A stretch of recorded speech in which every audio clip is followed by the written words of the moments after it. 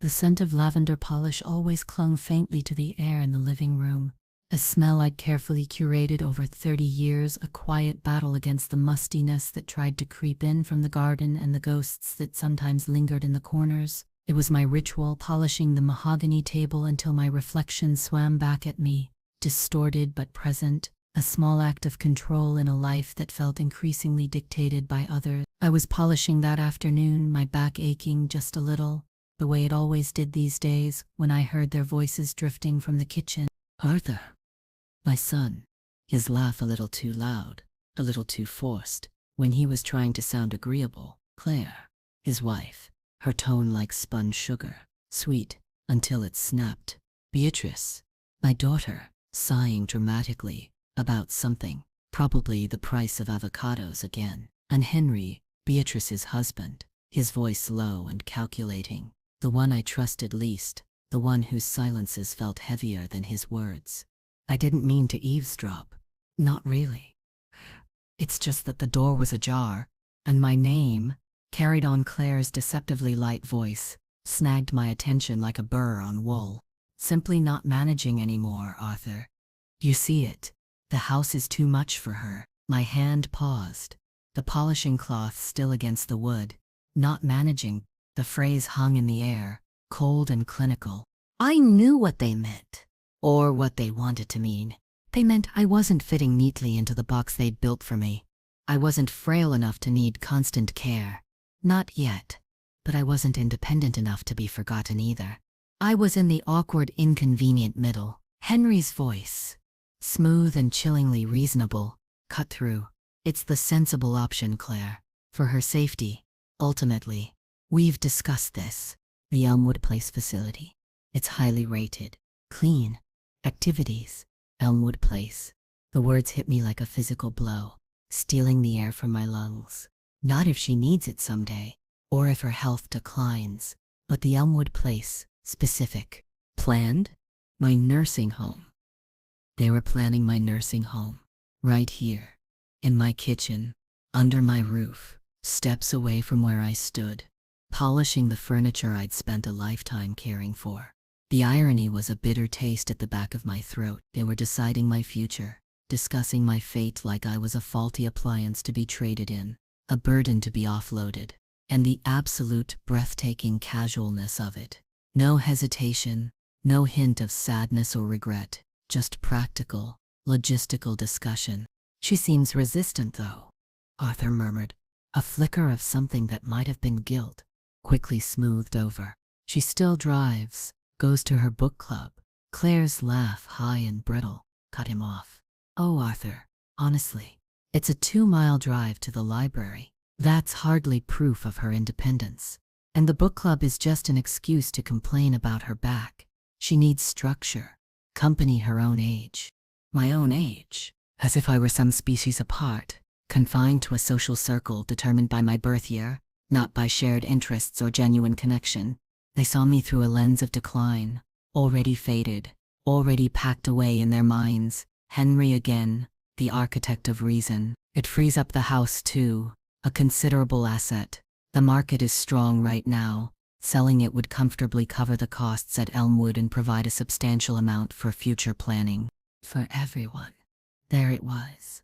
The true motivation, laid bare beneath the thin veneer of concern. The house. My house. The home where I'd raised them, where their father and I had built a life, brick by brick, memory by memory. They weren't just planning my nursing home, they were planning my dispossession. My heart hammered against my ribs, a frantic bird trapped in a cage. Not shock.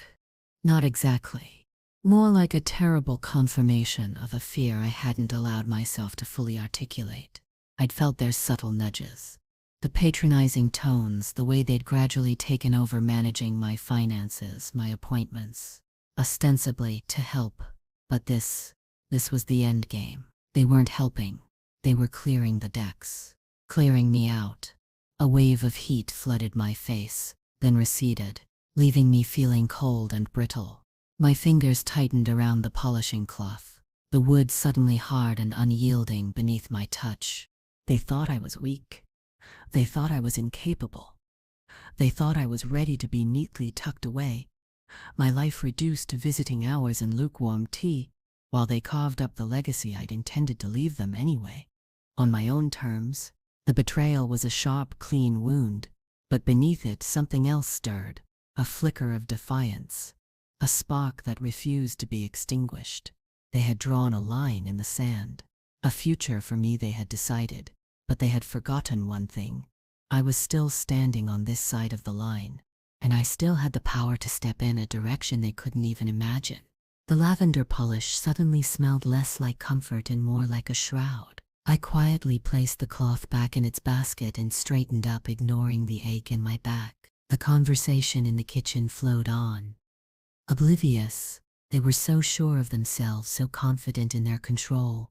It was time to remind them just how wrong they could be.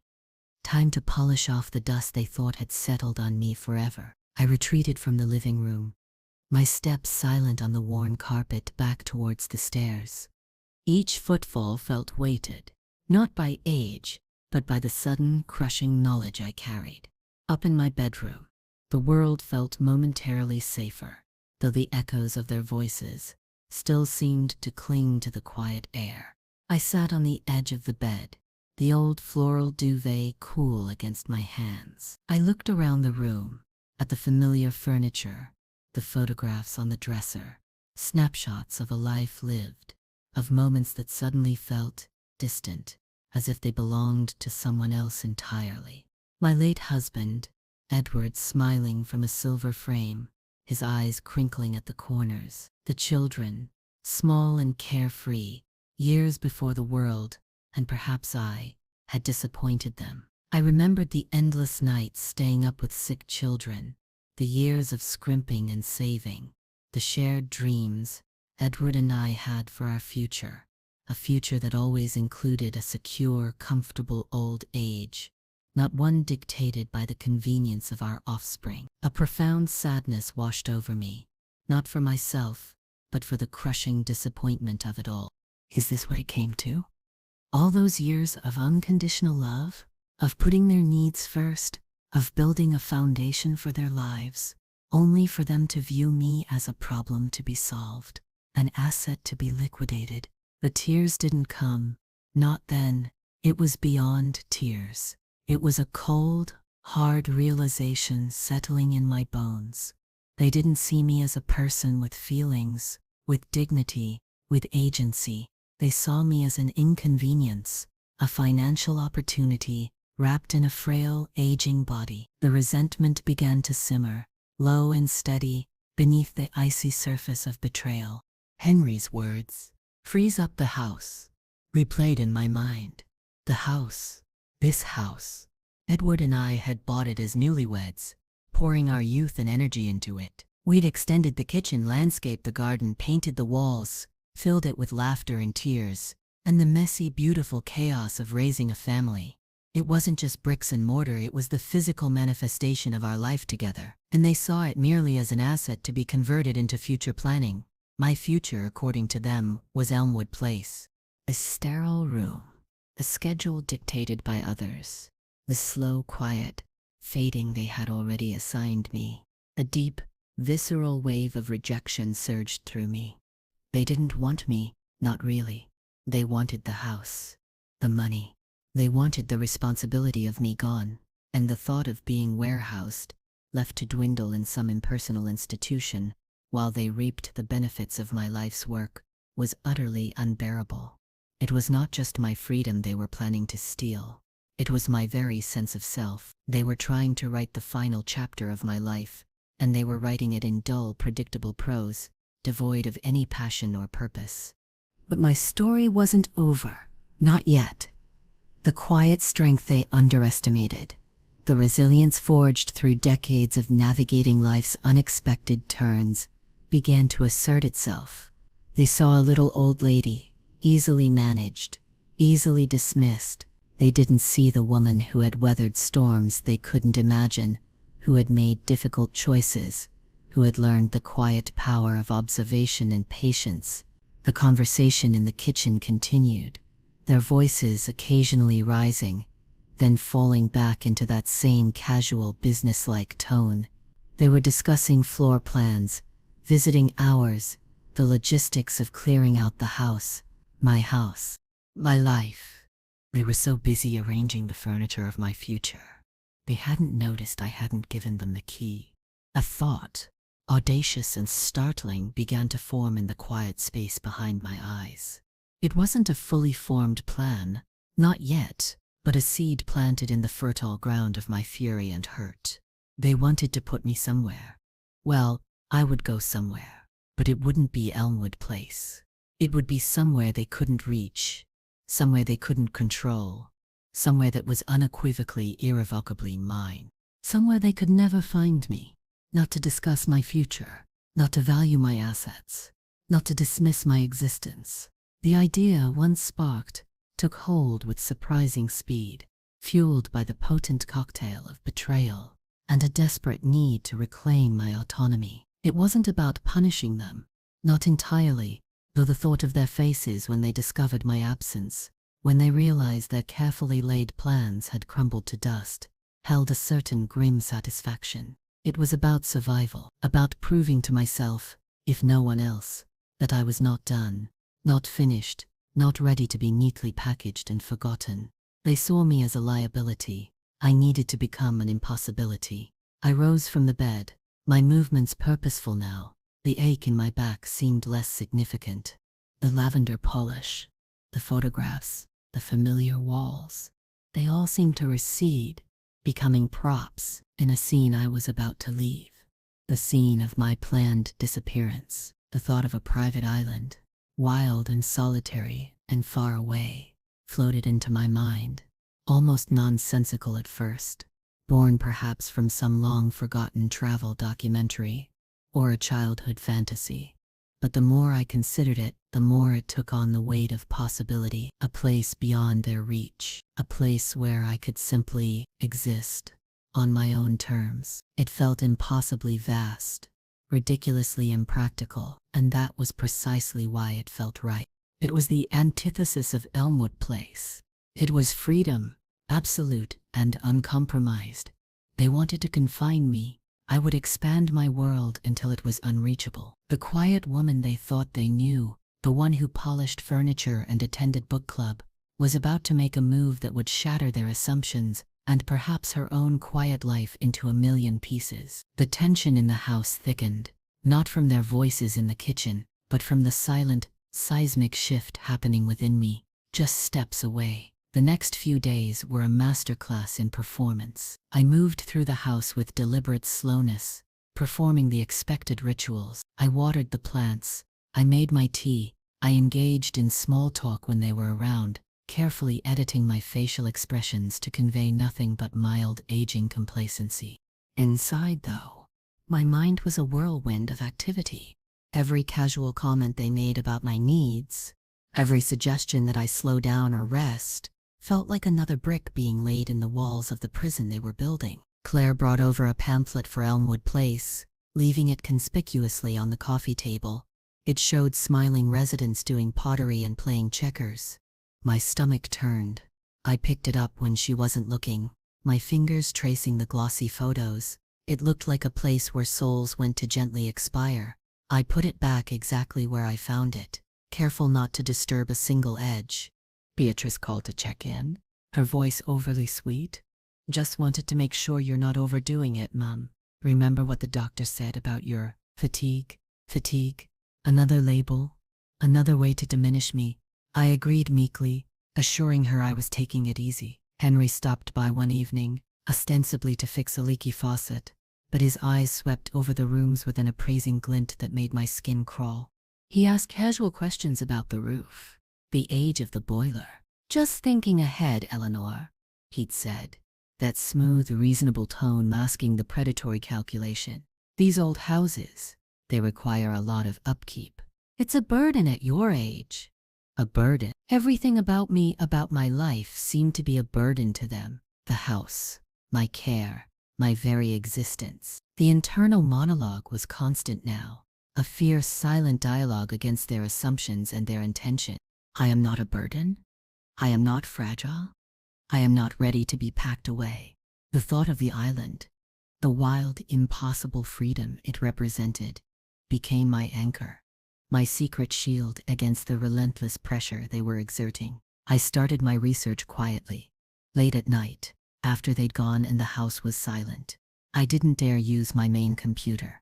I bought a cheap burner laptop online, delivered to a P.O. box I rented under a false name. I paid cash. It felt thrillingly clandestine, a small act of rebellion that sent a jolt of adrenaline through me. My initial searches were clumsy, tentative, private islands for sale. The results were overwhelming, ranging from desolate rocks to sprawling estates I couldn't possibly afford. I learned about offshore accounts, about trusts and shell corporations, about the complexities of international real estate. It was a steep learning curve, a language entirely alien to the one I'd spoken my whole life, the language of grocery lists and PTA meetings and quiet evenings with Edward. But I was a quick study when motivated, and I had never been more motivated. I unearthed old financial records they clearly didn't know about, a small inheritance from a distant aunt they'd dismissed as insignificant, invested decades ago in a fund Edward had chosen. It had grown quietly and steadily, far more than they could have imagined. Enough perhaps for something substantial, enough for a down payment, maybe even more, on something isolated. I felt a surge of grim satisfaction. They had been so focused on the main assets, on the house, they'd overlooked the hidden corners, the quiet reserves I had maintained, perhaps instinctively, perhaps because a part of me had always known I might need a secret escape route. I contacted lawyers, not local ones who might know my family, but firms specializing in international property law, using burner phones and encrypted email addresses. I posed as an anonymous client, someone looking for a quiet retreat, far from everything. The initial responses were cautious, professional, sometimes a little dismissive until I mentioned my budget, carefully inflated just enough to pique their interest. The world of private islands wasn't just for billionaires. There were smaller, less glamorous options, often requiring significant work, but offering the ultimate prize, solitude and sovereignty. The tension during the day, interacting with my family, was almost unbearable. Each strained smile, each carefully neutral response, felt like a tightrope walk over an abyss of discovery. I worried I would slip, that my eyes would betray the storm raging within me, that my voice would crack under the weight of my secret. But the thought of Elmwood Place, the sheer indignity of it, was a powerful motivator. It fueled my performance, honing my mask of passive acceptance, until it felt almost real. They saw what they expected to see, an old woman, slowing down, perhaps a little confused, certainly not capable of orchestrating a complex international transaction. It was their blindness, born of their condescension, that was my greatest advantage. They were so busy defining my limits, they failed to see that I was already far beyond them. The researching, the quiet inquiries, the gathering of resources.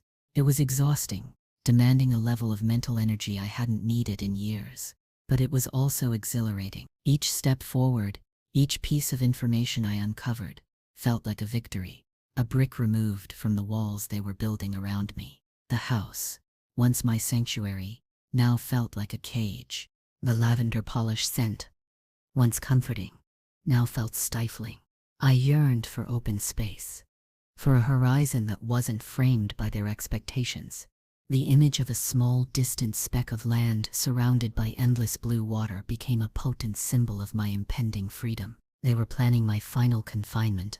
I was planning my ultimate liberation, and I was doing it entirely on my own terms.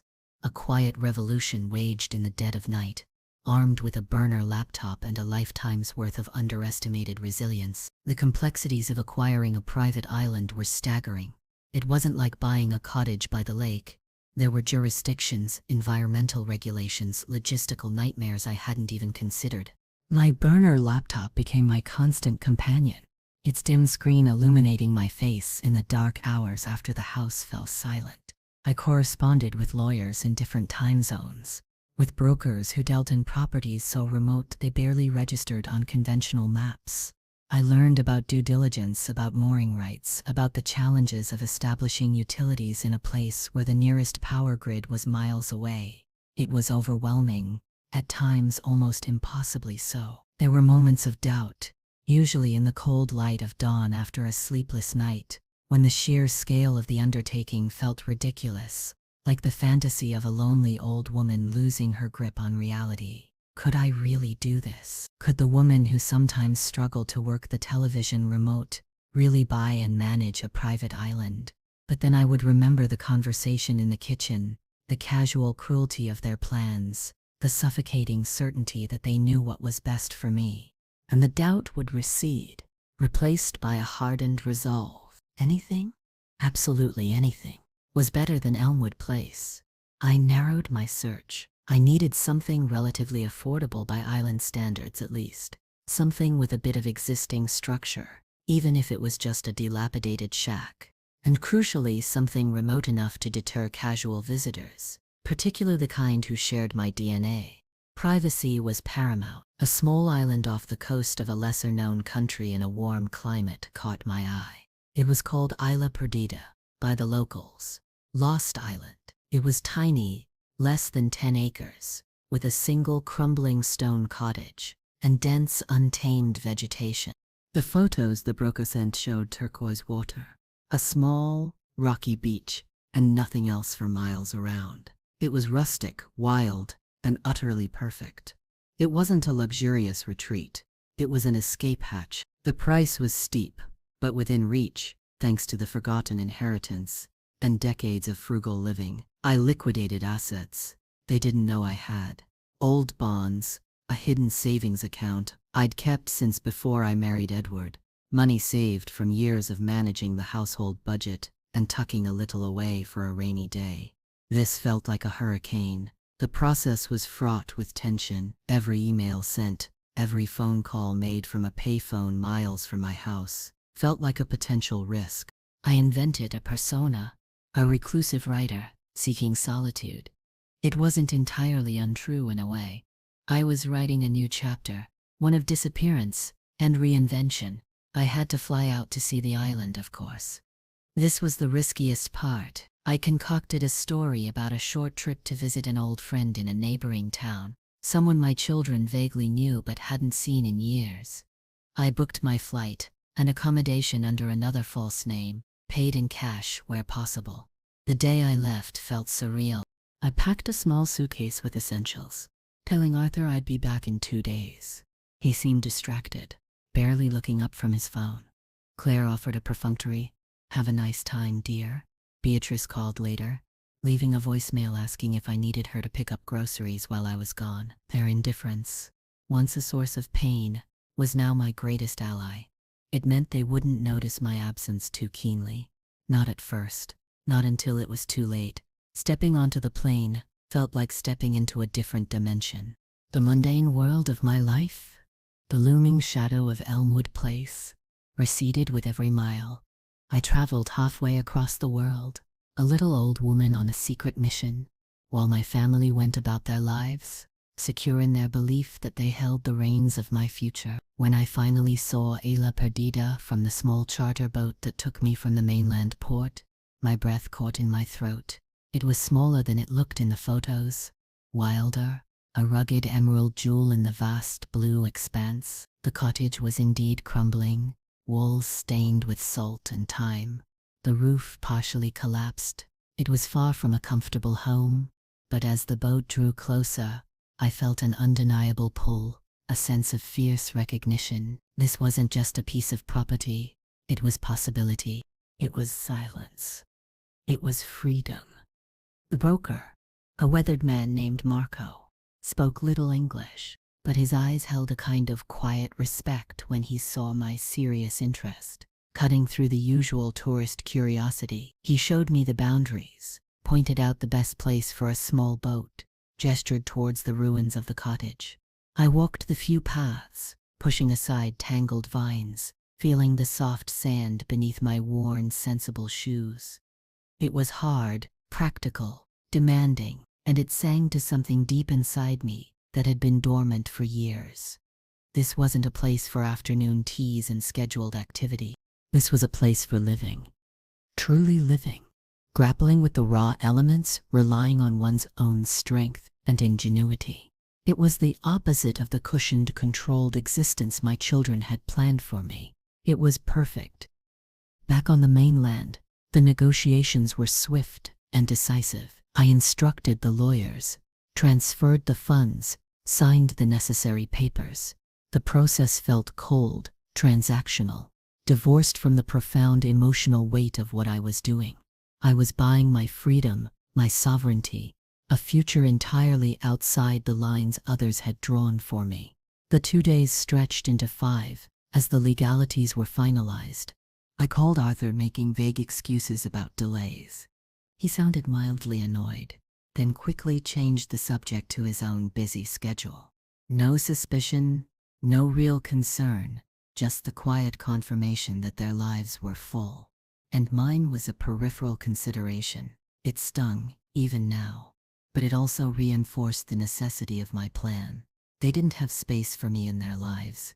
Not really. So I would make space for myself in a place where their demands and expectations couldn't reach. I was no longer just reacting to their betrayal. I was actively building my own destiny, brick by crumbling brick on a lost island far away. Finalizing the purchase and arranging the logistics of moving to a remote island, even a small, basic one, was a monumental undertaking that required a ruthlessness I hadn't known I possessed. My initial idea of simply showing up with a suitcase quickly faded, as I realized the reality of living somewhere without running water, electricity, or reliable shelter. The crumbling cottage needed serious work, and I needed supplies, equipment, and some form of consistent transport. It required capital, significant capital beyond the purchase price, and a level of logistical planning that felt more like launching a small expedition than simply relocating. I had to liquidate more assets, including things Edward and I had planned to keep, things that held sentimental value. It hurt, a different kind of pain than the betrayal, a quiet sorrow for the shedding of a shared past. But the image of Elmwood Place, the sterile corridors and forced smiles, hardened my resolve. The house became a resource, a final, drastic measure. I decided to sell it. Not openly. Not yet. That would come later. A final act of severing ties.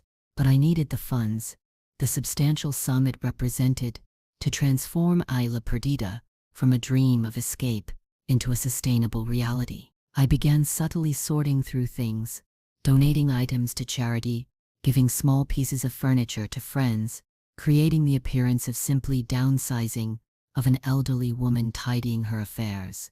My children noticed, of course, but interpreted it through their own lens. Preparing for the move then, Claire had commented, her smile tight. She meant the move to Elmwood Place. Just clearing out some clutter. I replied, my voice carefully neutral. The irony was a bitter amusement. They were witnessing the dismantling of my life, but they were completely blind to the true purpose of the exercise. I worked with Marco, the broker, and the lawyers to find reliable contractors willing to travel to the island to make the cottage habitable. It wouldn't be a mansion, but it needed a sturdy roof, secure walls, a basic kitchen, and a bathroom, even if it was composting. I arranged for solar panels for electricity, a cistern for rainwater collection, and a satellite phone for communication, a lifeline, but one I intended to use sparingly. I ordered supplies, building materials, tools, non-perishable food, a small sturdy boat capable of making the trip to the mainland, navigational equipment. Everything had to be shipped by cargo boat, a complex and costly operation. The money bled away at an alarming rate. It was terrifying, watching my carefully built security dwindle, pouring it into a wild, uncertain future. But the alternative was certain, and certainly unacceptable. There were moments of intense loneliness during this period. I couldn't talk to anyone about what I was doing. My old friends would never understand my family was the reason I was doing it. I was entirely alone with my secret. With the weight of my plans, with the constant low thrum of anxiety that accompanied such a drastic undertaking, I found solace in the sheer practicality of it. In the lists I made, the logistics I sorted. It was a way to channel the emotion, to transmute the pain of betrayal into concrete action. Each successful arrangement, each hurdle cleared, was a small victory against the future they had tried to impose on me. The narrative I was creating wasn't just about escaping. It was about building something new, something entirely mine, from the ground up. They thought I was declining. I was in fact expanding my capabilities, learning about construction, about supply chains, about living off-grid in a foreign country. The quiet, unassuming woman was becoming an accidental pioneer. The house felt increasingly alien during this time. The walls seemed to press in. The memories they held felt tainted by the knowledge of what had been planned within them. I stopped polishing the mahogany table. The scent of lavender polish faded, replaced by a faint smell of cardboard boxes and the nervous energy that crackled around me. I felt like an imposter, living a borrowed life in a place that was no longer truly mine, waiting for the moment I could shed this skin and step into the unknown. The date for the cargo ship carrying my supplies and the contractor team was set. The day I would leave was determined by that ship's arrival. It was soon, very soon. I began the hardest part, deciding what few personal items I would take. It wasn't much, just a few photo albums carefully curated to exclude pictures that would mean anything to them, some essential documents, a handful of sentimental objects that represented my own journey, not our shared family history. Edward's watch, a smooth gray stone I'd picked up on a beach trip decades ago, my worn copy of Pride and Prejudice. These weren't just objects, they were talismans of a self that existed independently of my role as wife and mother. Packing them was like gathering the fragments of my identity, preparing to carry them to a new world. I left behind almost everything else. The furniture, the art, the countless mementos of a life that, while loved, was also the life from which I needed to escape. It felt both liberating and heartbreaking. I was shedding the past, but the past was heavy with memories, both good and bad. The final walkthrough of the empty rooms, after the majority of the things had been removed, under the guise of decluttering, was profoundly lonely. The house echoed with silence. It no longer felt like a home, but a shell, ready to be discarded. And I was the one discarding it, along with the future my children had so confidently planned within its walls. The plan was set, the wheels were in motion. There was no turning back now. The tension was a physical ache in my chest, a mixture of fear and exhilarating anticipation. I was about to disappear, to become a ghost in the life I had built, and reappear somewhere entirely new, a world away from the lavender-scented prison they had unknowingly constructed. The day of departure arrived cloaked in an ordinary Tuesday morning mist. It felt anticlimactic. After months of clandestine planning and coiled tension, I'd arranged for a taxi to pick me up just before dawn, telling Arthur I had an early doctor's appointment in the city. He mumbled a sleepy acknowledgement from his bedroom. Claire was still asleep. Beatrice called later that morning, according to the plan I'd set in motion with my friend's story, expecting me to be back by late afternoon. My absence wouldn't become alarming until much later. I carried my small suitcase, lightweight but heavy with the symbolism of everything I was taking, a curated selection of my past, heading towards an unknown future. The house was silent and still. As I closed the front door behind me for the last time, I didn't look back. There was nothing left for me there, but the echo of their voices planning my obsolescence. The taxi ride to the distant regional airport was a blur. My mind was sharp, focused on the immediate steps, checking in, navigating security, finding the departure gate. I was just another elderly woman traveling alone, unremarkable and easily overlooked. My preferred state. The flight was long, crossing continents and time zones. I didn't sleep. I stared out the window, watching the world recede, feeling a strange mix of grief and exhilaration.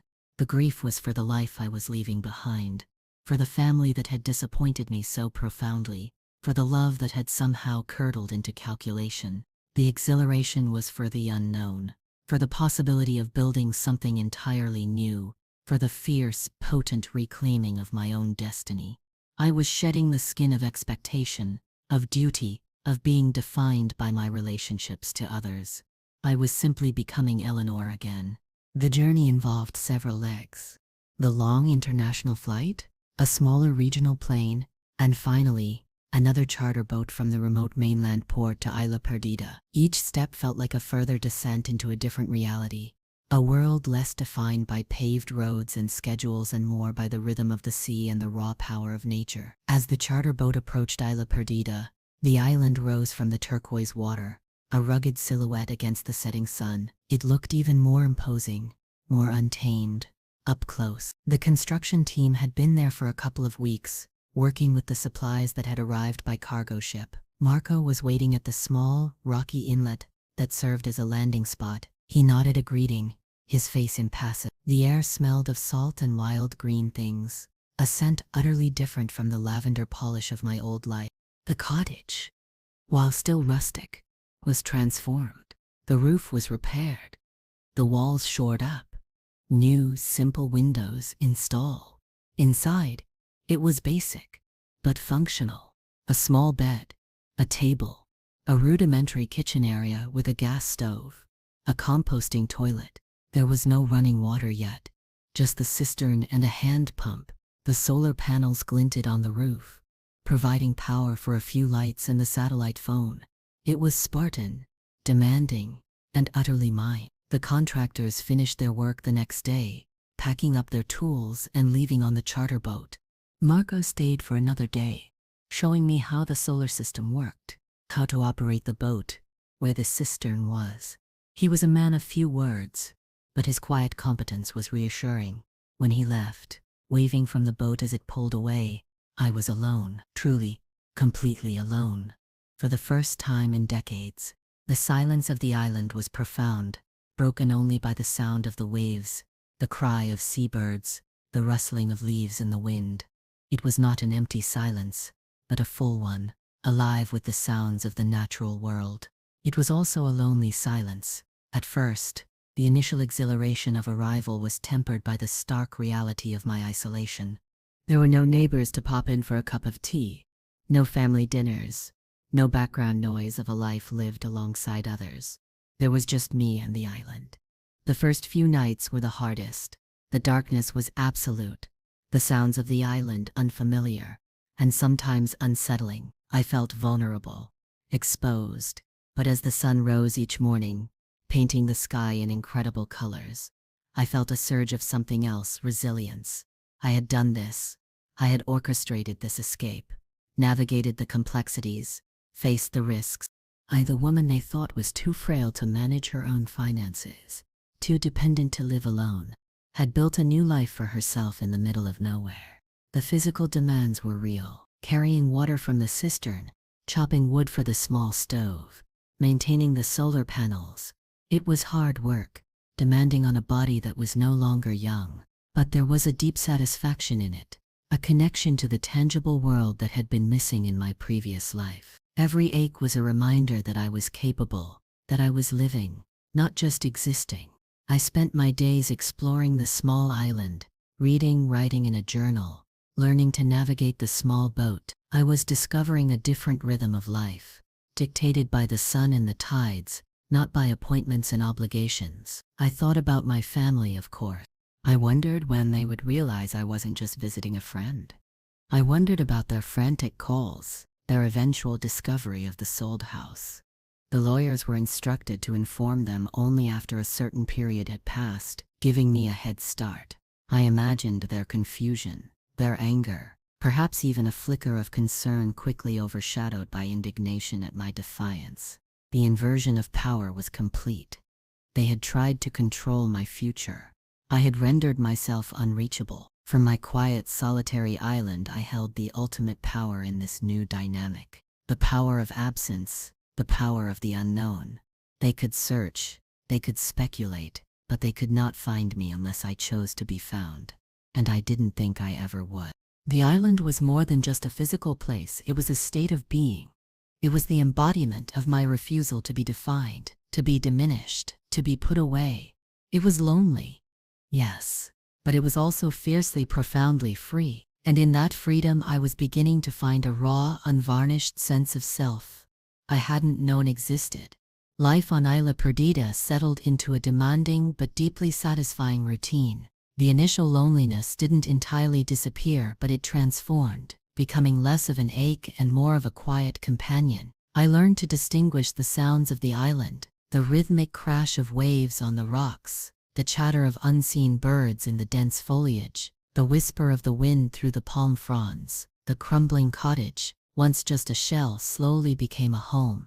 I patched walls myself, learned to maintain the solar panels and the water cistern, discovered which plants were edible and which were not, through trial and error, sometimes uncomfortable error. My hands, once accustomed to polishing mahogany and turning book pages, grew calloused and strong. My body, which they had deemed fragile and in need of managed care, adapted to the physical demands of off-grid living. Every sunrise was a victory, every successful task a quiet affirmation.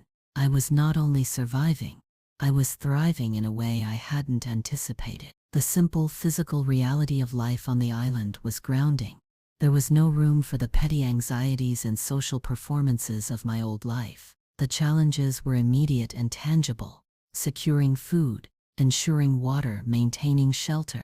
It stripped away the layers of complication and expectation, leaving a core self that felt surprisingly resilient. I spent hours reading books I'd never had time for, losing myself in stories that mirrored and sometimes contrasted with my own dramatic narrative. I wrote in my journal, filling page after page with reflections on my past, the pain of the betrayal, and the unexpected peace I was finding in solitude. The bitterness towards my children and their spouses hadn't vanished entirely, but the raw, immediate hurt had softened into a more distant, analytical sadness. I saw their actions not just as personal attacks, but as symptoms of a larger societal disregard for the elderly, a world that valued utility over humanity. They were products of that world, their vision narrowed by convenience and financial calculation. It didn't excuse them, but it helped me to contain the rage, to prevent it from consuming me. The island was too beautiful, too alive to be overshadowed by their small-mindedness. One afternoon, while sorting through some old papers I'd brought, I found a photograph I hadn't intended to pack, a picture of Edward and me, taken decades ago on a beach holiday. We looked so young, so full of hope, standing side by side, looking out at the ocean. A pang of longing, sharp and unexpected, went through me. I missed him terribly, especially now in this quiet, isolated place that felt like the ultimate shared dream, escaping to a simpler life. I sat with the photo for a long time, remembering his kindness, his quiet strength, the way he had always seen me, the real me, not the role I played or the age I was. He would have understood this, I thought. He would have admired my audacity. He would have worried, of course, but he would have seen the necessity of it. Talking to Edward, in my mind, became a form of therapy. I told him about the island, about the hard work, about the silence. It helped to process the loneliness, to feel connected to a love that was pure and uncomplicated by betrayal. Months passed. I lost track of the exact number of weeks. The rhythm of the island dictated time, the sun, the tides, the phases of the moon. I felt a profound sense of freedom, a liberation from the tyranny of schedules and social obligations. I was no longer a prisoner of others' expectations. I was a prisoner of the elements, perhaps, but that was a fair and honest captor, one that respected resilience and adaptability. I learned to fish, to collect shellfish from the rocky shore, supplementing the non-perishable food supplies. My diet was simple, fresh, and dictated by what the island and the surrounding sea offered. I felt healthier, stronger, leaner.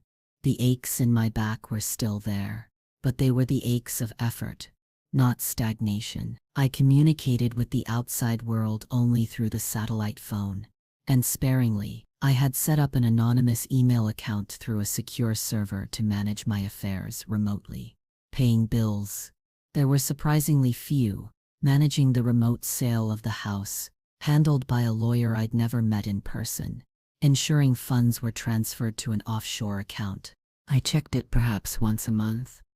The first email I received from the lawyer handling the house sale mentioned considerable difficulty contacting your children and some distress regarding the unexpected sale. I allowed myself a small, grim smile. Distress. Their distress was a pale shadow of the betrayal I had endured. The sale of the house, my beautiful house, had been a necessary sacrifice, a final severing of ties, a transformation of a symbolic cage into the liquid assets that funded my freedom. I was no longer bound by its walls, or by the expectations that had been built within them. I was free, utterly and complete, and in the vast indifferent beauty of Isla Perdida, I was finding a peace that Elmwood Place, with all its planned activities and supervised companionship, could never have offered. I was lost, yes, but I was also found. I was Eleanor, sovereign of my own small domain, the woman who refused to be put away, polishing not furniture, but the raw edges of her own reclaimed life. The quiet peace of Isla Perdida was occasionally punctuated by necessary contact with the outside world, usually through the satellite phone. I had arranged for a supply boat to visit every few months, bringing essentials I couldn't provide for myself, fuel for the generator, used sparingly, medical supplies, certain foodstuffs, tools, parts for repairs. Marco usually captained the boat, and our interactions were brief and businesslike. He never asked questions about my past, or why a woman my age was living alone on a remote island. He simply delivered the goods, ensured everything was in order, and left. His discretion was a comfort. During one of these visits, Marco handed me a sealed envelope. It was thick and formal, with a law firm's letterhead I didn't recognize. My heart hammered against my ribs. This was it, I thought. The official attempt to find me, to bring me back. I waited until Marco had left before opening it. The letter was from a legal firm representing Arthur, Beatrice, Claire, and Henry. It was a formal inquiry regarding my whereabouts, citing grave concern for my well-being and requesting immediate contact. It mentioned the sale of the house, which had apparently caused them considerable alarm. There was an underlying tone of injured righteousness, of bewildered anger that I had dared to act without their knowledge or consent. They hadn't found Isla Perdida, of course. The sale of the house and the movement of funds had been handled through anonymous channels and offshore accounts that would be nearly impossible for them to trace without significant legal leverage, which they lacked as long as I was deemed competent and not a missing person reported to the authorities. A step I had carefully avoided by ensuring my initial disappearance wasn't framed as such and by setting up the email for contact. But they knew enough to know I wasn't where they thought I was. They knew I had liquidated assets and vanished. The letter went on to mention my apparent abandonment of your home and possessions and the uncertainty regarding your financial situation. It was clear they were worried about the money, about their potential inheritance, about the fact that I had taken control of my own affairs in a way that completely circumvented their plans. There was no mention of Elmwood Place, no apology for the overheard conversation, no genuine expression of missing me. It was all about the practical implications of my disappearance. The house, the money, the disruption to their expectations. The irony was almost comical. They were concerned about my financial situation, while their primary motivation for trying to control me had been my financial situation. I felt a surge of something akin to triumph, cold and sharp. They were scrambling. Their carefully constructed future, built on the assumption of my docile decline, had been demolished by my quiet rebellion. I drafted a response, carefully worded, through the secure email account. I confirmed I was safe and well. I stated that I had chosen to relocate and that my whereabouts were private. I mentioned in passing that my financial affairs were in order and being managed remotely, and I concluded by saying that I would contact them if and when I felt it necessary, and that further attempts to locate me through legal channels would be futile and unwelcome. It was polite, firm, and utterly uncompromising. I sent it and waited. Their reply was swift and filled with thinly veiled anger. They questioned my decision, appealed to my duty as a mother, and hinted at legal action to ascertain my capacity to manage my own affairs. Capacity. That word again.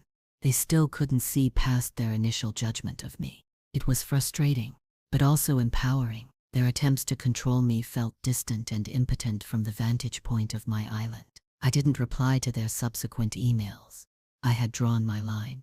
I had established my boundary, and from my side of the world, their demands felt like the distant chirping of worried sparrows, compared to the vast indifferent roar of the oceans surrounding me.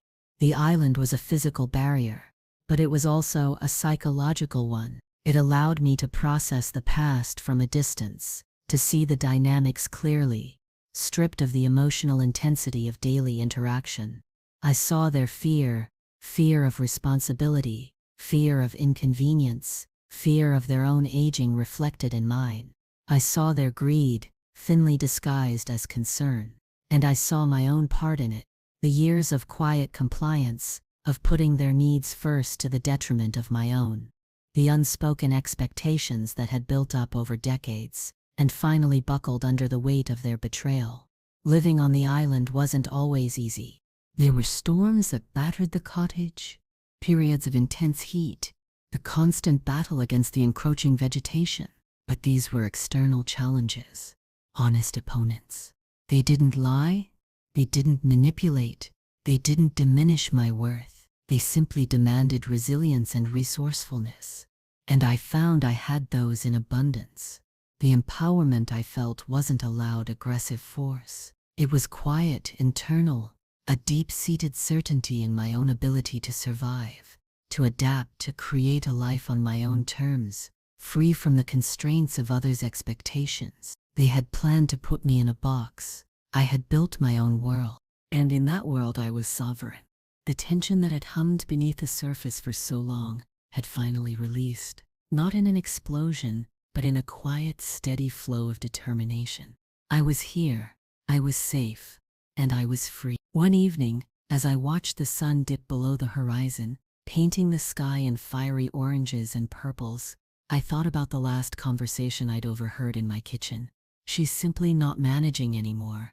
The words, once so cutting, felt distant now, hollow. I was managing more than they could ever comprehend.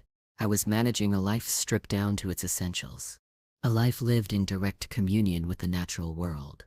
A life built on my own resilience and determination. I had faced challenges they couldn't imagine from the comfortable confines of their suburban homes.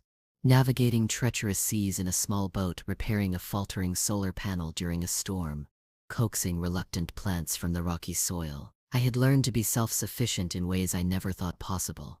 They saw weakness. I had discovered strength, the quiet strength of a woman who, when pushed to the brink, chose not to break but to disappear and rebuild. The house was gone now, sold and presumably occupied by strangers who knew nothing of the life lived within its walls, or the dramatic escape it had funded. The symbolic object of my confinement and their greed was gone, transformed into the freedom I now possessed. I pictured them perhaps sitting in their living rooms, wondering about me, about where I was, about the money. Their attempts to contact me had dwindled, replaced by what I imagined was a frustrated silence, perhaps fueled by their inability to find me, or prove my incapacity. The legal threats had amounted to nothing, likely deemed too complex, or too costly without concrete evidence of wrongdoing on my part. I had simply vanished. And in vanishing I had become powerful. My absence was my presence in their lives now. They would forever wonder, forever question. And that was a quiet form of justice. I hadn't sought revenge, not in the conventional sense.